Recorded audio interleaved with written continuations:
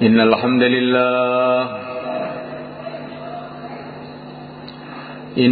لله نستعينه ونستغفره ونؤمن به ونتوكل عليه.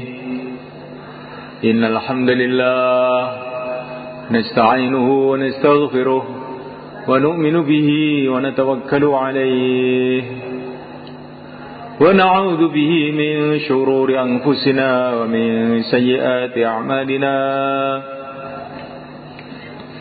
من يهديه الله فلا مضل له ومن يضلل فلا هادي له.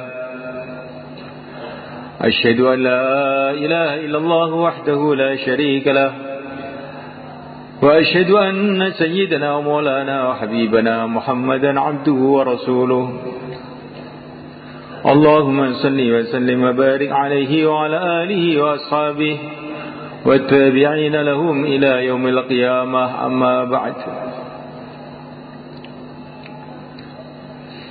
فقد قال في كتابه الكريم: إن الذين قالوا ربنا الله ثم استقاموا تتنزل عليهم الملائكة ألا تخافوا ولا تحزنوا وأبشروا بالجنة التي كنتم توعدون.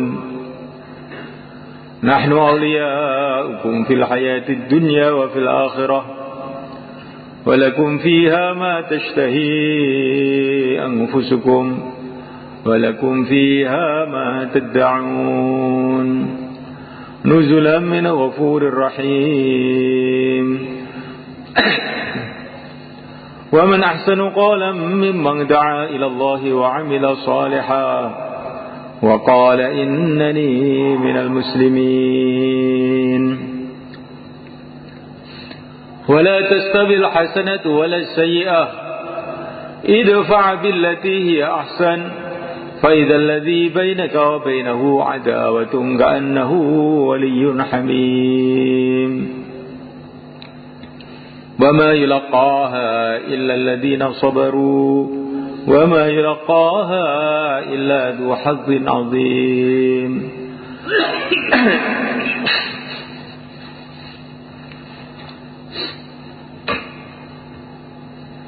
Hadirin yang dimuliakan Allah SWT,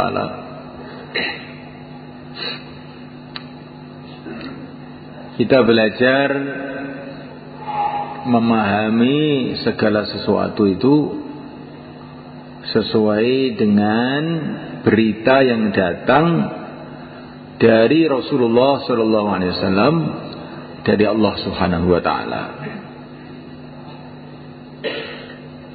Kebanyakan manusia ini memahami apa-apa itu sesuai dengan berita orang.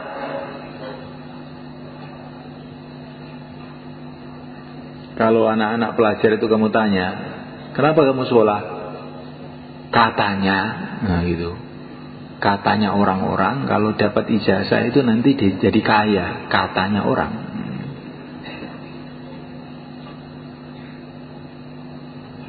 Kenapa kamu pergi ke Jepang? Katanya kerja di sana itu gajinya sebulan 10 juta. Katanya siapa? Katanya orang-orang. Kenapa kamu ke Korea? Katanya orang-orang. Pokoknya orang itu sekarang itu berpikir itu menurut katanya orang-orang. Sedangkan katanya orang-orang itu katanya ada yang benar, ada yang tidak benar. Yang katanya.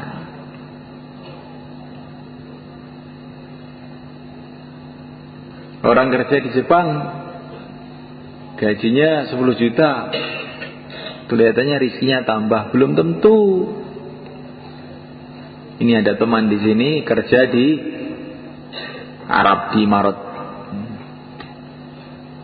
gajinya setiap bulan 6 juta. Mulai dia dapat gaji, mulai mertuanya di rumah sakit, sembuh ganti istrinya, sembuh lagi ganti anaknya, Akhirnya pulang 2 tahun dari Imarat, tidak bawa uang sama sekali, uangnya habis untuk ngobatin keluarganya. Sekarang dia kerja di Temboro, gajinya 600.000, tapi keluarganya sehat semua, 600.000 akhirnya utuh. Ini kelihatannya bicara duit nih, tapi ini sebenarnya bicara iman. Jangan orang itu yakin kepada benda-benda. Benda itu bisa jadi gini, bisa jadi gitu. Bisa jadi menguntungkan, bisa merugikan. Uang bukan mesti menguntungkan.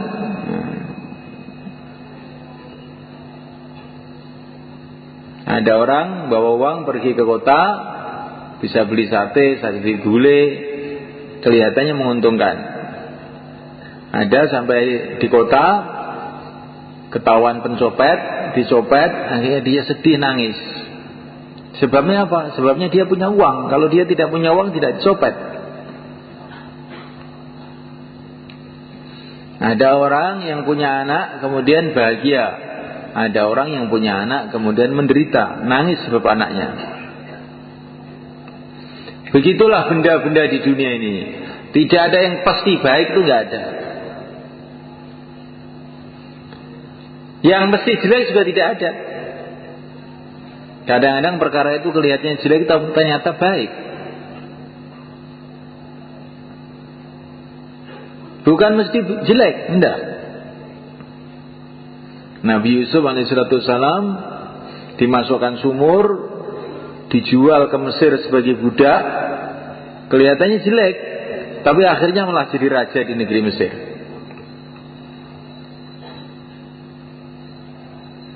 Nah, mulai kan Allah SWT, di dunia ini tidak ada perkara itu mesti baik, tidak ada perkara mesti jelek, kecuali satu saja, taat kepada Allah itulah mesti baik.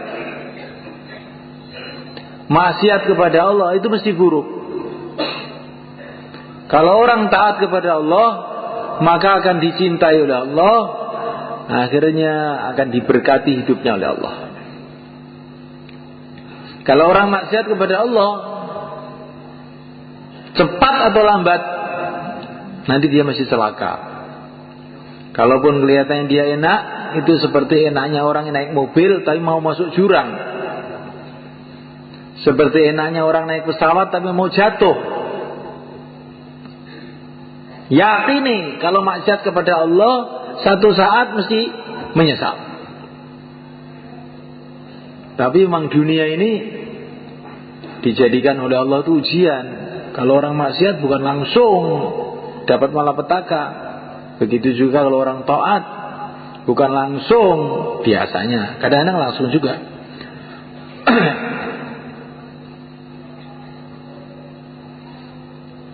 Berita-berita dari mana saja itu mungkin benar, mungkin salah.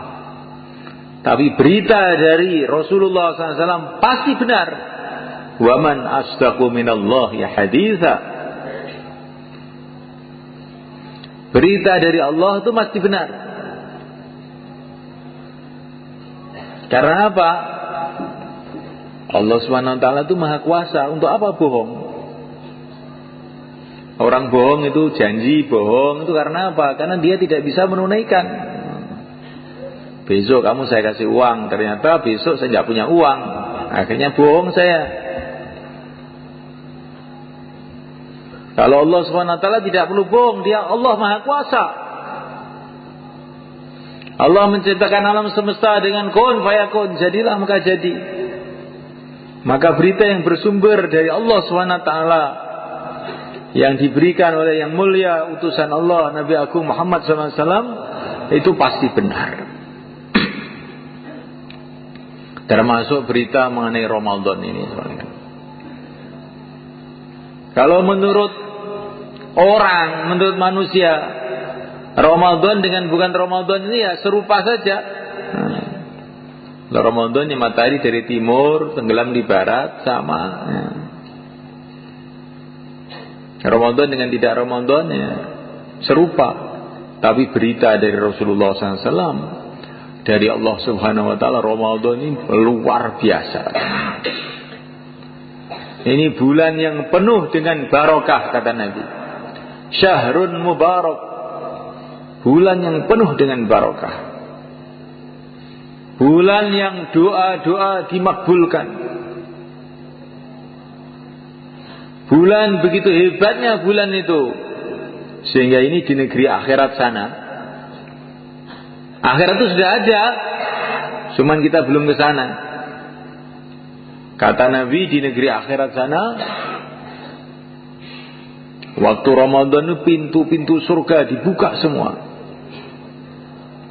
Allah berfirman kepada surga, "Hei surga, berhiaslah, siap-siaplah untuk menyambut hamba-hambaku yang soleh, yang sebentar lagi akan datang ke sini." Maksudnya orang-orang puasa. Pintu-pintu neraka ditutup. Dan neraka itu kan memang belum waktunya untuk mengadab, ini belum kiamat ya. Tapi ini ditutup, biasanya dibuka, ini ditutup untuk Ramadan ini.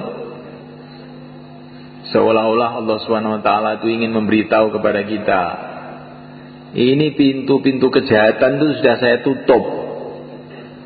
Pintu-pintu menuju neraka sudah saya tutup. Jangan kamu usil di dunia, buka-buka pintu neraka. Pintu-pintu surga sudah saya buka, jalan-jalan menuju surga sudah saya mudahkan. Jangan sampai kamu tidak usaha untuk berjalan menuju surga. InsyaAllah mulai kan? Masya Allah.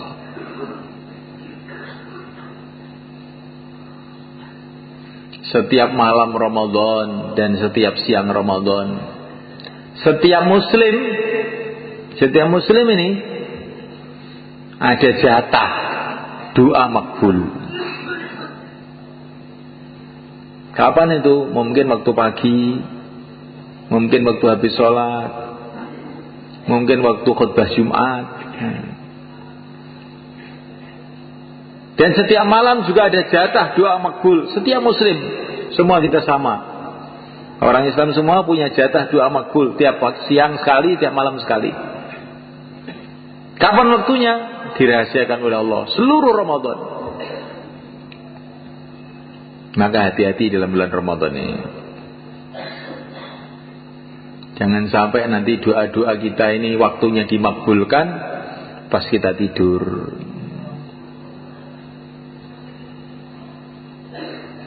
Waktu doa-doa kita tidak ada jatah, menggebu-gebu doa, Allahumma, Allahumma, Allahumma.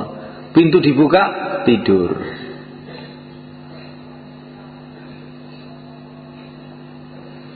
Nah itu doa itu dirahasiakan oleh Allah, supaya kita ini senantiasa mencari-cari itu.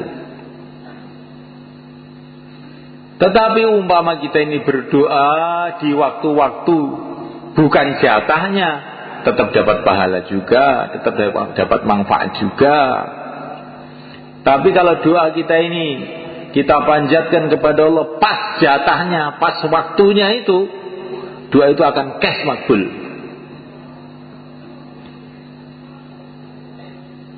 Maka ada orang datang kepada Sayyidina Umar radhiyallahu ta'ala anhu, saya ini ada masalah begini, gimana? Kamu doa mulai maghrib sampai pagi, jangan ngantuk sedikit pun, nanti selesai masalah kamu. Bagaimana kalau malam Jumat, malam Ramadan lagi, nanti kita doa menteleng sampai subuh, bagaimana? Bisa nggak? Jangan kalah dengan supir bis untuk mencari uang beberapa rupiah, menteleng mulai Surabaya sampai Jakarta. Jangan kalah dengan satpam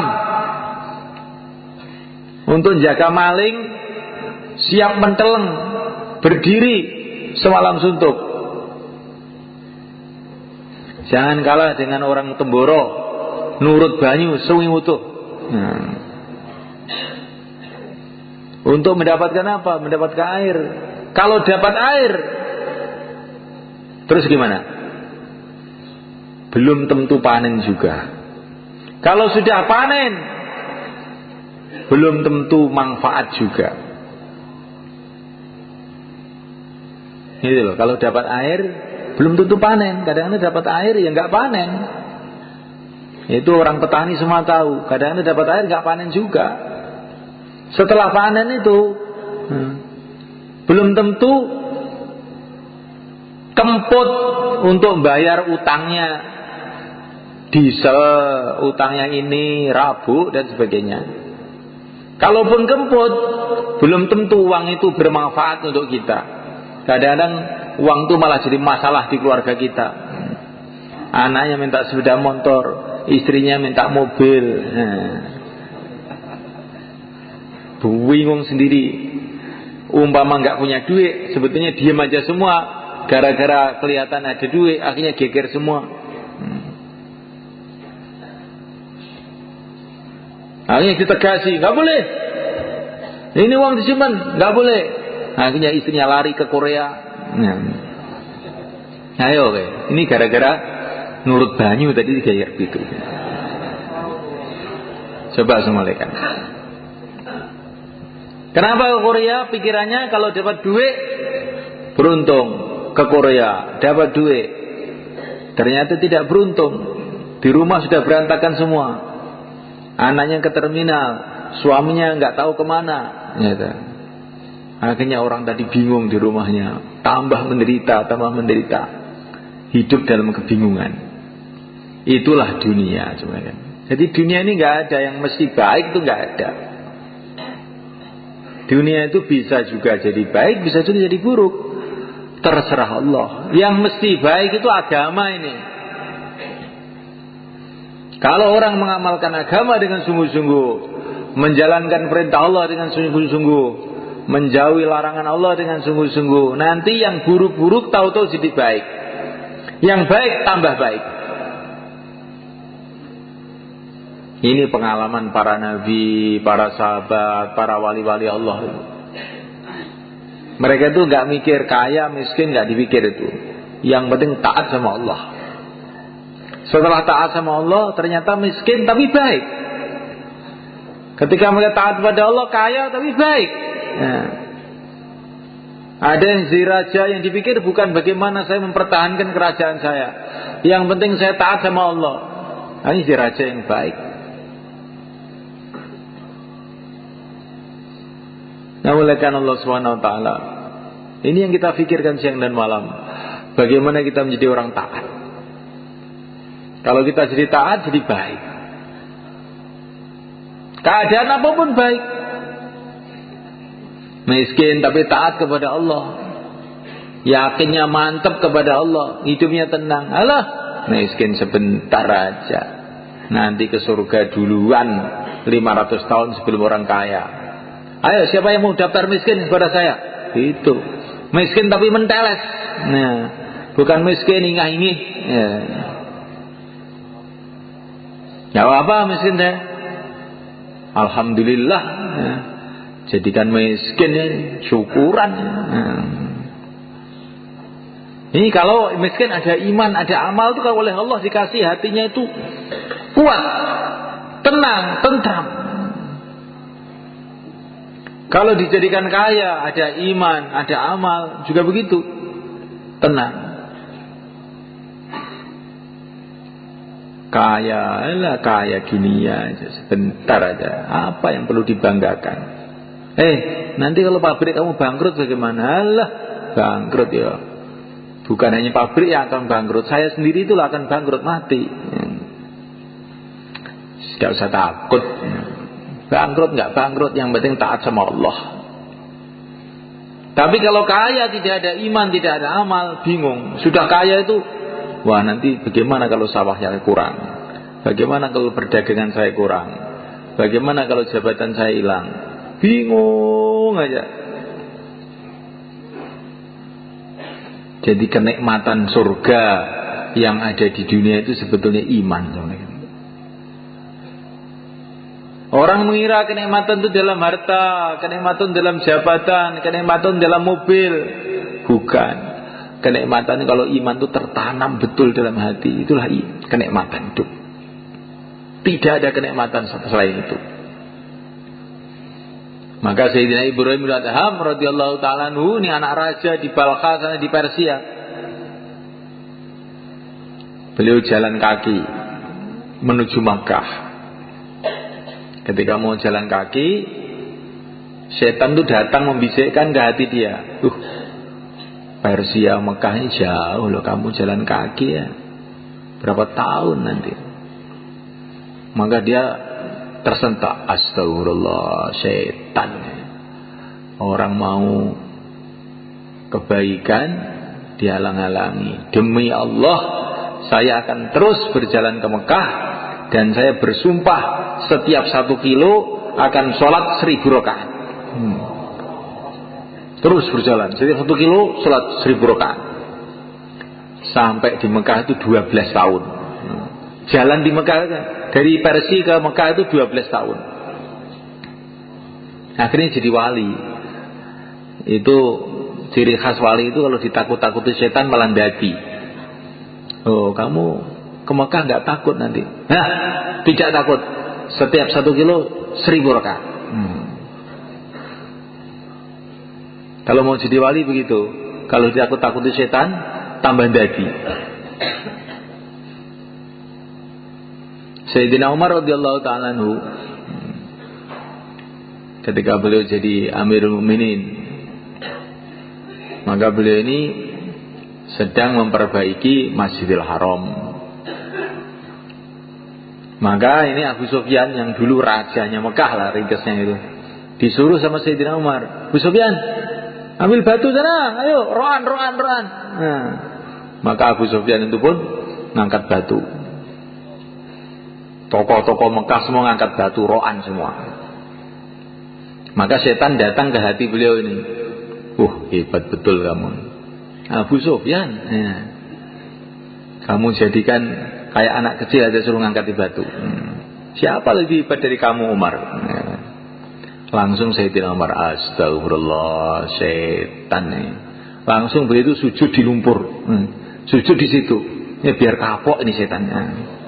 Oleh setan suruh sombong, sujud bertawadhu.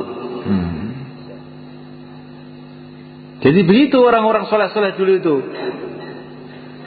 Kalau dibisiki setan keburukan, dia berbuat sebaliknya.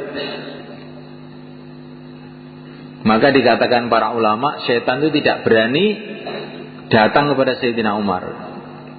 Karena setiap dia membisikkan keburukan, Sayyidina Umar itu berbuat sebaliknya. Kalau setan datang, kamu tidur, langsung malah bangun gak tidur. Kamu sombong-sombong malah tawadhu, jungkel, sujud di lumpur.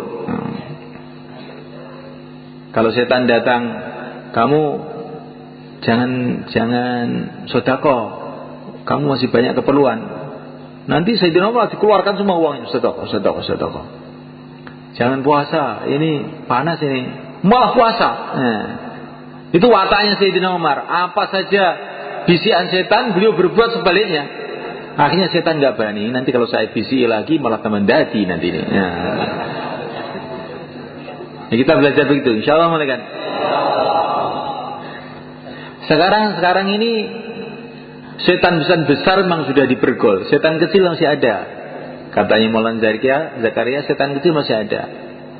Kalaupun tidak ada, itu bekas-bekas ajaran setan yang selama setahun itu masih nancep di hati kita. Ajarannya bagaimana? Nanti kalau diajak keluar, itu terus diundur bulan depan, tahun depan begitu. Bagaimana kalau kita tentang aja? Insyaallah. Jadi begitu semua lagi kan. Allah sudah berfirman kepada kita bahwa syaitan itu musuh kamu. Inna syaitana kana lakum aduwwan mubina. Syaitan itu musuh kamu. Lah kok malah kita turuti terus? Allah sudah berfirman bahwa Rasulullah itu manusia yang paling sayang kepada kamu, tapi nggak mau kita ikut. Ya, ini kan kita celaka jadinya begini ini sebenarnya kan. Namuliakan Allah Subhanahu wa taala. Berita Ramadan ini, Masya Allah, berita-berita dari Nabi itu ajib-ajib sama malaikat. Orang yang sujud, sekali sujud saja dalam Ramadan ini, bila diterima oleh Allah sujudnya itu, Allah akan bangunkan untuk dia satu rumah di surga. Yang rumahnya itu pintunya 60.000 pintu. Yang setiap pintu itu ada istananya. Dan dalam istana itu nggak tahu apa yang ada selain Allah SWT. Sekali sujud. Alangkah maha pemurahnya Allah SWT. Alangkah maha luasnya Allah SWT. Alangkah maha dermawannya Allah SWT. Dan bagi Allah SWT tidak sulit yang demikian itu. Katanya orang-orang ahli teknologi, ahli sains sekarang, di angkasa ini ada bertriliun-triliun, gak ada yang bisa ngitung, yaitu planet-planet yang gedenya itu kayak bumi ini, bahkan banyak yang lebih besar, berlipat-lipat, bergentayangan di udara ini, bermiliun-miliun, triliun-triliun, gak ada yang bisa ngitung, bahkan tidak ada yang bisa memperkirakan. Dan sekian banyak itu semuanya kan kosong, belum, gak ada orangnya. Yang ada orangnya cuma bumi ini dok. Kosong, belum, gak ada orangnya. Ada orang yang tanya, lah iya, kalau Allah Subhanahu wa taala itu bikin alam semesta jagat raya yang begitu luas, begitu banyak, ada benda-benda kayak bumi bertriliun-triliun, gak ada yang bisa ngitung, kosong, gak ada orangnya, kok apa gak mubazir itu ya. Gak ada mubazir bagi Allah SWT, karena ini ada maksud. Maksudnya supaya kamu itu tahu bahwa Allah itu maha kuasa. Kalau Allah berjanji kamu akan dikasih surga sekian banyak, sekian banyak, sekian banyak, sebab puasa kamu, sebab sujud kamu, sebab baca Quran kamu, mudah bagi Allah. Kamu lihat itu alam semesta ini kosong, belum, gak ada orangnya. Mengherankan betul. Kalau kamu lihat surga, lebih mengherankan lagi, lebih luas lagi. Kosong, belum, gak ada orangnya, menunggu kamu. Nah, tapi kamu tidak mau usaha ke sana. Jadi semuanya Allah Subhanahu wa taala. Ini bulan Ramadan yang mulia ini, kita ini habis-habisan cancut taliwondo untuk kita ini membangun akhirat kita. Insyaallah malaikat. Dan tidak ada cara untuk membangun akhirat kita selain kita hidupkan kembali perjuangan, cita-cita, usaha yang telah dibuat oleh yang mulia Nabi Agung Muhammad SAW. Dimulainya dari kita menguatkan amal masjid kita. Amal masjid kita dalam Ramadan ini kita kuatkan. Mana masjid kita itu? Semua masjid itu masjid kita. Semua masjid-masjid Allah, kita hamba-hamba Allah, itulah yang berkewajiban untuk memakmurkan masjid. Di perkara itu kalau masjid itu jangan, ini masjid saya, ini masjid kamu, bukan. Ini masjid Allah, kita hamba Allah, kita lah yang berkewajiban menghidupkan amal-amal di situ. Jangan merasa ini tugasnya takmir ini.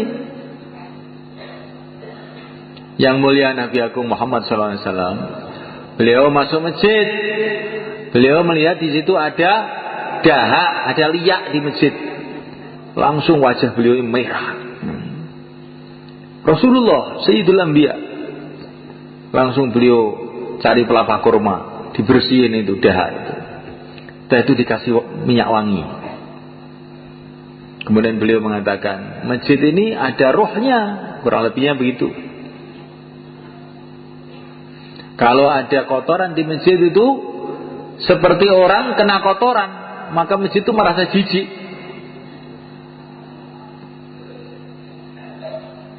Masya Allah. Maka kita ini harus menganggap diri kita ini, meyakini kita ini hamba Allah, masjid Allah. Kita yang berkhidmat masjid, kita yang membersihkan, kita pula yang memakmurkan. InsyaAllah malaikat makmurkan masjid kita dengan amalan Rasulullah SAW, makmurkan dengan dakwah, sehingga masjid kita nanti akan jadi asbab hidayah untuk banyak orang yang Allah kehendaki. Ada masjid Rasulullah SAW di Madinah Al-Munawwarah. Masjidnya sangat sederhana, semalekan. Tiangnya dari gelugu kurma, lantainya dari tanah, atapnya dari daun-daun kurma. Kalau hujan pada bocor. Gak ada lampu di masjid itu. Tetapi masjid ini telah jadi asbab negara-negara masuk Islam, raja-raja masuk Islam, bangsa-bangsa masuk Islam. Hati-hati yang gelap telah menjadi terang benderang gara-gara masjid Madinah ini. Semoga begitulah masjid kita semuanya. Karena nilai masjid itu bukan menurut bangunannya, nilai masjid itu menurut orangnya. Itu Ka'bah, jadi masjid yang sangat istimewa. Barang siapa yang sholat di sana, pahalanya 100.000 kali sholat. Kenapa? Di antara sebabnya, karena itu masjidnya para nabi. Mulai mbah Nabi Adam sampai nabi terakhir yang mulia Nabi Agung Muhammad SAW pernah beribadah di sana. Yang bangun Nabi Ibrahim, kulinya Nabi Ismail, kulinya itu loh Nabi. Makanya masjidnya jadi istimewa. Di masjid itu bukan istimewanya kalau lantainya keramik atau marmer, bukan itu. Yang di masjid itu siapa? Walaupun masjid itu sederhana, tapi yang di masjid itu Sayyidina Abu Bakar Siddiq radhiyallahu ta'ala anhu, Sayyidina Umar radhiyallahu ta'ala anhu. Maka ini masjid paling istimewa di dunia. Itulah Masjid Madinah Al-Munawwarah. Orang-orang kafir masuk Masjid Nabawi, berubah pikirannya, berubah hatinya, sehingga orang-orang kafir jadi wali-wali Allah. Sekarang masjid kita ini sudah gede, alhamdulillah. Ini masjid ini lebih gede dari Masjid Nabawi pada zaman Nabi. Wis gede, wis apik ya. Karek wonge engko bengi tikah ora karek kuwi ngene. Wong Ramadan kok yo mulih kuwi arep nyapo, gitu. Ramadan ki amalane iktikaf. Ramadan malam Jumat mulih, iki apa yo patut. Patut napa tenan? Ketinggalan mboten patut. Iki cara didilok nek welek jan masyaallah. Ramadan malam Jumat mulih ora iktikaf. Kuwi kayane wong tuwek umur 70 tahun nang kathok endek. Ya. Undela-undeli. Wis ngoten niku. Didilok tok langsung mata beleken. Niki dang di Mudin wae. Kalau di Mudin kita ini kalau Ramadan ini amalan 24 jam malaikat. Pagi hari bayan hidayah pengeluarkan jamaah. Malam hari tarawih panjang-panjang, kadang-kadang sampai jam 11 sampai jam 12 baru selesai tarawih itu. Tarawihnya panjang-panjang. Masih juga pengeluaran jamaah pagi-pagi, Masya Allah. Siapa yang punya cita-cita masjid kita jadi begitu? Insya Allah kita semuanya. Masjidnya kecil di Domutin itu, tapi amalannya besar. Sini jadi asbab hidayah. Hidupnya agama di London, hidupnya agama di Rusia. Kemarin saya baru dapat cerita jamaah yang dikirim ke Rusia. Jamaah Malaysia kemarin datang ke sini. Bagaimana dia masuk di hutan-hutan Rusia itu, musim salju, musim dingin, masuk ke kampung, terus membuat pertemuan habis ngisya. Dia mengira di kampung seperti ini mana ada orang mau datang. Musim dingin lagi, es di mana-mana es. Nggak ada listrik lagi kampung itu, gelap. Tapi dia elan, jauhlah, pagi hari, sore hari jauhlah, nanti malam habis isya ada pertemuan. Setelah habis isya tahu-tahu loh, ada apa ini? Ternyata orang-orang pada datang tuh naik kuda mereka. Orang Rusia tuh naik kuda datang itu. Ada yang naik keledai. Masjid itu penuh, ada 500 orang ikut pertemuan itu. Ini bukan istimewa, pertemuan jamaah gerak begitu itu.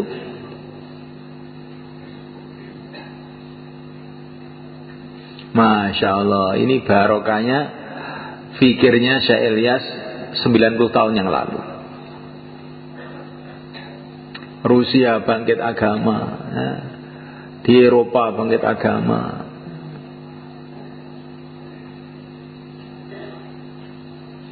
Di Amerika bangkit agama, di Temboro bangkit agama, di Sumberjo bangkit agama. Sumberjo apa ini agama jambian? Saya ini Masya Allah, tunggu serban ngapal nih Quran. Disemuliakan Allah SWT. Alangkah indahnya hidup beberapa hari ini, 60 tahun, 70 tahun. Terus kita ini hidup jadi asbab hidayah untuk banyak orang. Maka dakwah kita hidup, kita kuatkan waktu Ramadan ini mereka. Bentuk jamaah-jamaah sebanyak-banyaknya. Kefahaman bahwa Ramadan itu adalah bulan di rumah, itu harus kita buang jauh-jauh. Rasulullah pergi ke Badar waktu Ramadan. Rasulullah Fathu Makkah, penaklukan Makkah waktu Ramadan. Jadi Ramadan itu juga bulan ibadah, juga bulan penyebaran agama. Maka kita bentuk jamaah-jamaah 4 bulan, 40 hari. Barangkali nanti dapat Lailatul Qadar dalam Ramadan ini. Kalau orang dapat Lailatul Qadar itu semulai kan doa-doanya makbul.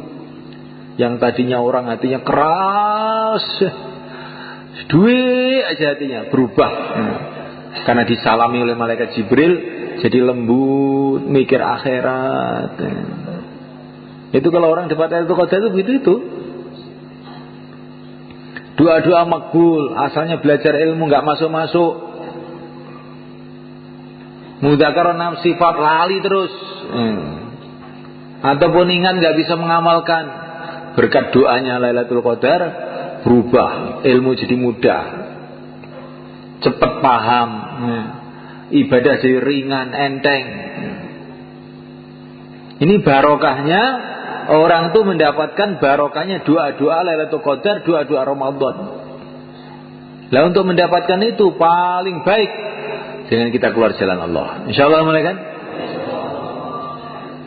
I'tikaf di masjid kita hidupkan. Nanti kalau kita keluar i'tikaf juga. 5 amal masjid kita hidupkan. Kalau kita keluar 5 amal masjid kita hidupkan juga. Jamaah-jamaah kita keluarkan. Dengan kita keluar akan kita bentuk jamaah-jamaah. Tahajud kita hidupkan. Dengan kita keluar maka tahajud pun mudah kita hidupkan. Maka Ramadan ini bulan dakwah di samping bulan ibadah. Insyaallah malaikat. Banyak orang yang dapat hidayah, banyak orang jadi wali-wali Allah dalam bulan Ramadan ini. Orang itu tahu-tahu berubah karena kesungguhannya bulan Ramadan, tahu-tahu berubah. Jadi orang yang dekat kepada Allah,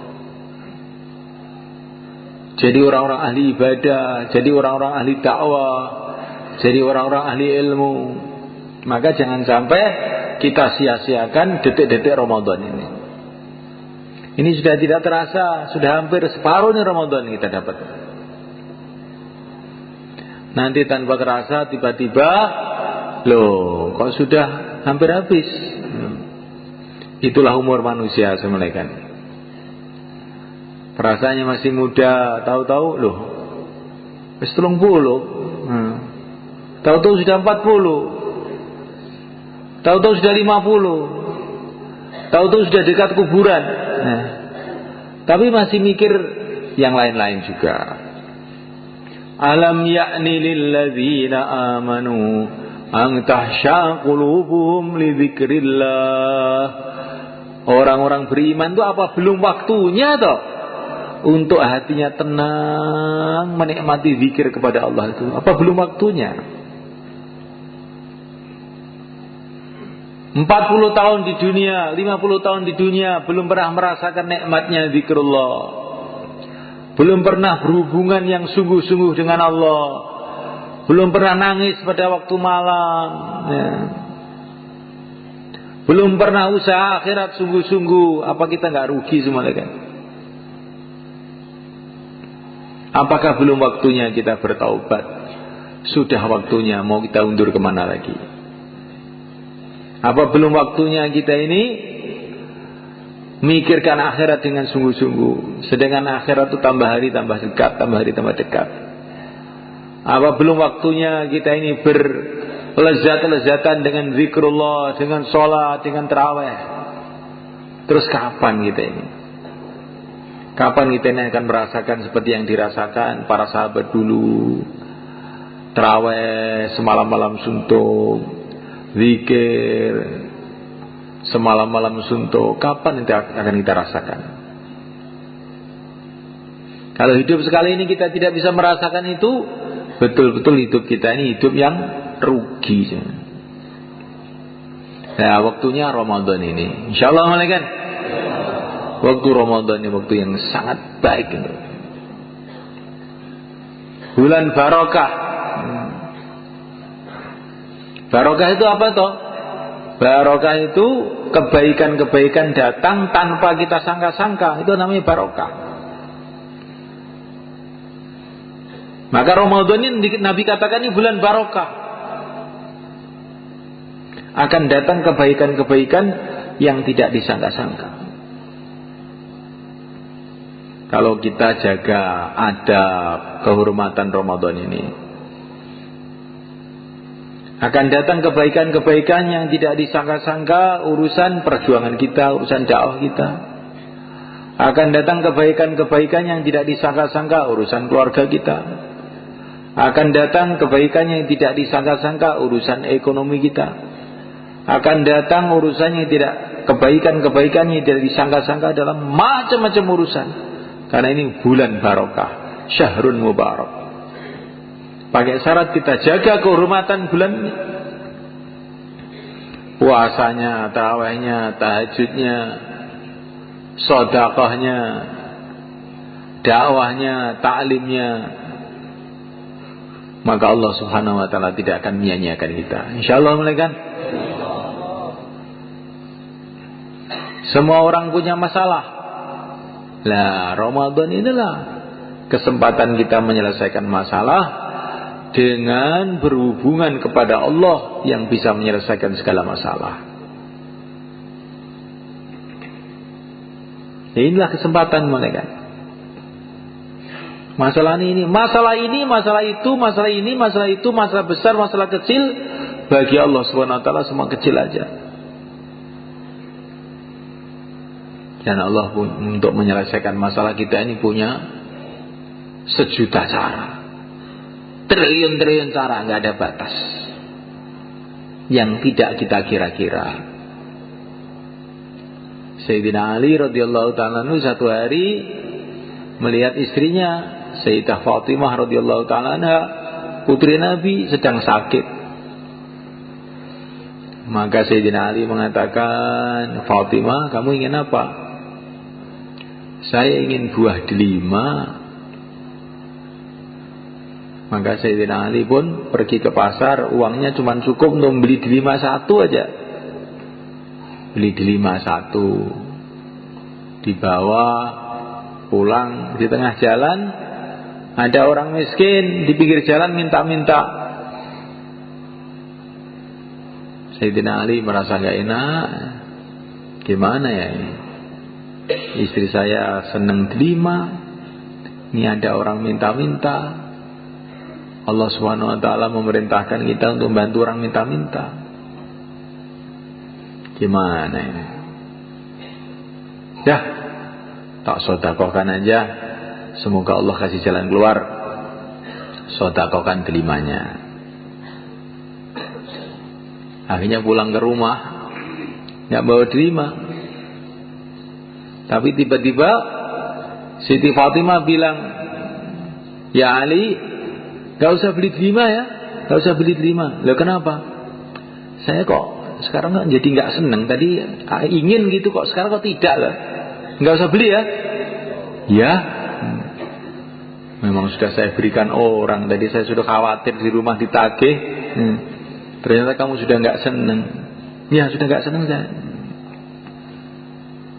Belum lama kemudian datang tamu. Tamunya itu Salman Al-Farisi. Tamunya itu ternyata utusan Rasulullah. Saya kesini utusan Rasulullah. Mau apa? Ini mau ngantar hadiah. Hadiah apa? Delima dari Rasulullah. Langsung dikeluarkan dari kantongnya delima. Dihitung 1, 2, 3, 4, 5, 6, 7, 8, 9. Loh, ini dari Rasulullah. Iya dari Rasulullah. Kalau dari Rasulullah mestinya 10, bukan 9. Mesti kamu ambil 1 nih. Kata Sayyidina Ali, Salman mengatakan benar. Memang saya ambil 1, tapi saya ingin uji kamu, ngerti nggak kamu coba? Dari mana kamu kok tahu ini? Bahwa delima ini 10, saya ambil 1. Sayyidina Ali ini, saya itu baca Quran mulai awal sampai akhir itu nggak ada orang beramal 1 pahalanya 9 itu nggak ada. Minimalnya pahala itu 10 bukan 9. Maka mesti kamu entet ini. Ini katanya Sayyidina Ali. Jadi semulaikan Allah Subhanahu wa ta'ala. Ini ilmunya Sayyidina Ali itu aneh-aneh kadang-kadang. Ini di ilmu tafsir gak ada begini nih ya kan? Ini pemahamannya para wali mengenai Quran ya, kan? Saking yakinnya Sayyidina Ali kepada Al-Quran ini kan? Maka dia yakin bahwa apa yang dia buat mesti dibalas oleh Allah. Dan kalau ini dari Rasulullah, mesti Rasulullah itu mesti kasih ilham oleh Allah. Gak mungkin itu ngawur, itu Rasulullah gak mungkin. Kalau Rasul itu dikasih ilham dari Allah, mestinya 10, gak 9. Nah, ini tafsirnya Sayyidina Ali ini. Karena Rasulullah itu semua perbuatannya adalah dari bimbingan wahyu. Lah wahyu gak ada yang 10 dibalas 9, 1 dibalas 9 itu gak ada. Man jaa bil hasanati falahu asyru amsalha. Balasannya 10. Lah saya ini sudah sedekah kok nggak ada balasannya Pak ya. Mungkin balasannya tidak di sini, balasannya di akhirat. Atau mungkin sedekah kamu itu kurang ikhlas. Sedekah dengan cemberut. Sayyidina Ali itu sedekahnya dengan yakin. Ini perintah Allah. Maka kalau kita sedekah itu dengan ikhlas. Tandanya ikhlas itu gimana sedekah itu? Yang memberi dengan yang diberi itu lebih gembira yang memberi. Kalau kamu ngasih orang, kok kamu tampak lebih gembira daripada yang dikasih, itu tanda-tanda ikhlas. Tanda ya. Karena berarti kamu yakin dengan janji Allah, orang yang memberi akan dikasih berlipat ganda. Tapi kalau memberi dengan ngomel, bolak balik stawai yo jinjaluk itu. Ini berarti tondo-tondo ora ikhlas. Nah, mulaikan Allah Subhanahu wa taala. Maka kita pun nanti kalau ditasyil untuk keluar, itu berangkat dengan ikhlas supaya kita dapat pertolongan Allah. 4 bulan itu berdiri itu dengan gembira, Masya Allah. Kalau saya membela agama Allah, Allah akan bela saya. Beruntung saya. Maka berangkat itu dengan gembira, bukan dengan cemberut. Insya Allah malah kan. Maka yang mau keluar 4 bulan, 40 hari, tambah masa, sisa masa, silakan berdiri ke selatan. Monggo. Dengan gembira berangkat. Nah, bismillah. Monggo. 4 bulan, 40 hari Ramadan. Monggo. Termasuk yang 10 hari juga. Yang mau keluar 10 hari, monggo. Nah, silakan ke sana. Monggo sing badhe sedaya dinten niki 10 hari Ramadan. Monggo. Sing biasane 3 dina, niki Ramadan iki 10 dina. Monggo.